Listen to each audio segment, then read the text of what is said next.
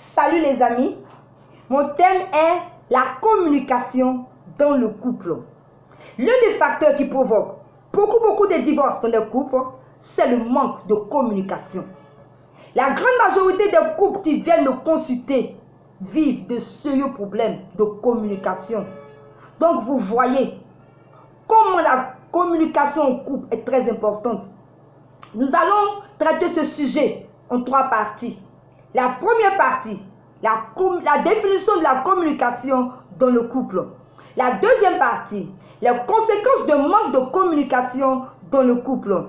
Et la troisième partie, qui est l'importance de la communication dans le couple. Aujourd'hui, nous verrons la première partie qui est la définition de la communication dans le couple. Alors, communiquer en couple, c'est quoi? C'est se raconter, s'écouter, partager les désirs et les goûts. C'est entrer en relation avec l'autre. C'est pouvoir débattre d'un sujet sans insulter l'autre ou hausser sa voix.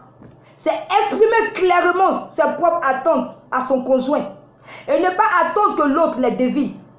C'est accepter que l'autre puisse voir les choses différemment de soi et par conséquent s'abstenir de porter un jugement sur son opinion, ses besoins et ses sentiments. C'est exprimer ce qu'on pense et ressent. C'est discuter avec respect. C'est arriver à négocier des compromis pour finaliser une entente qui répond aux besoins respectifs. Communiquer, c'est apprendre à mieux se connaître. C'est apprendre à mieux se comporter et accueillir le point de vue de l'autre. Et lorsqu'on communique, c'est pour trouver un résultat, une solution commune. Une communication efficace ne doit pas être à sens unique. Il y a un sérieux problème dans le couple.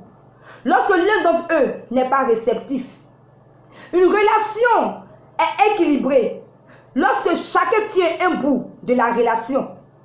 Mais si on est dans la relation et que c'est une seule personne qui tient un bout, il y a problème.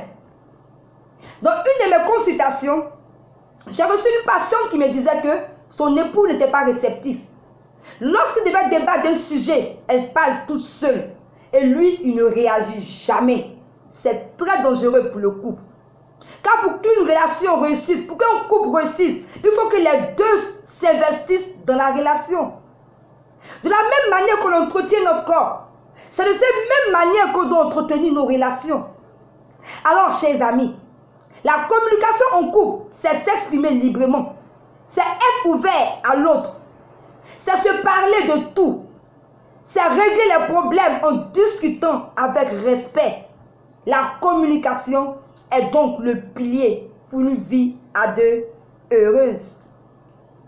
Nous verrons la deuxième partie très bientôt, qui est les conséquences d'un manque de communication dans le couple.